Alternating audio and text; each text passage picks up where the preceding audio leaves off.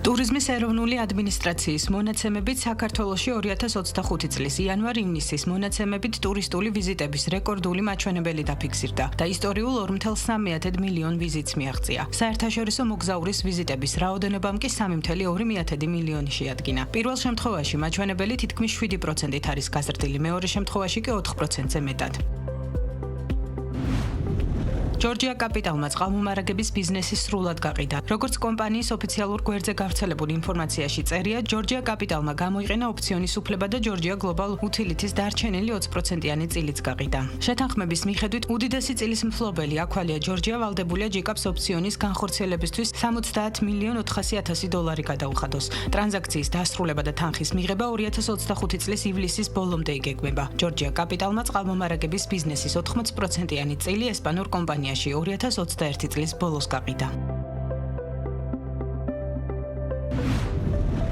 Coworking სივრცეებზე მოთხოვნა და კონკურენცია იზრდება. ბაზარზე მოქმედი კომპანიები ამბობენ, რომ მოთხოვნა განსაკუთრებით პანდემიისა და რუსეთ-უკრაინის ომის შემდეგ გაიზარდა. მომხმარებლების ძირითადი ნაწილი კი ფიზიკური პირები არიან. Coworking სივრცეები ისეთი ადგილებია, სადაც ნებისმიერ მსურველს შეუძლია მუშაობა. კომპანიები კონკურენციიდან გამომდინარე ცდილობენ მომხმარებლებს კომფორტული სამუშაო პირობები შესთავაზონ. მათ შორის ინტერნეტი, მყუდრო გარემო და კაფეს მომსახურება. საერთო სივრცის გარდა Coworking სივრცეები მომხმარებლებს შეხვედრებისთვის ცალკე ოთახებსაც სთავაზობს და სამომავლოდ კიდევ უფრო მეტად გაფართოებას გეგმავენ.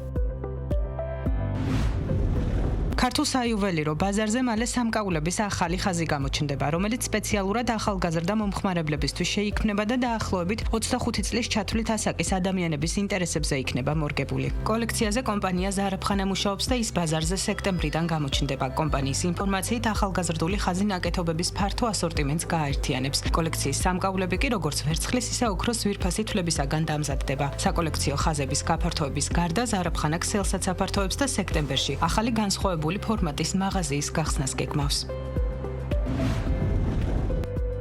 მეღვინეები პრემიუმ ხაზის ქართული ღვინისთვის საუკეთესო ბაზრად ამერიკას, კორეასა და იაპონიას მიიჩნევენ. კომპანია ღვინის ქურდებში ამბობენ, რომ სწორედ ამ ქვეყნებში იხდიან ყველაზე მაღალ ფასს ღვინოში და ქართველი მწარმოებლებიც ამ ბაზრებზე პროდუქციის გატანას აქტიურად ცდილობენ. ღვინის ქურდები კორეის ბაზარზე შემოდგომიდან გეგმავს პროდუქციის გატანას. ამავდროულად აქტიური მოლაპარაკებები აქვს ჩინეთსა და იაპონიასთან. რაც შეეხება ამერიკის ბაზარს, აქ კომპანიის პროდუქცია გაზაფხულიდან არის წარმოდგენილი და ვარაუდობენ, რომ წლის მეორე ნახევრიდან რაოდენობას კიდევ უფრო მეტად გაზრდიან.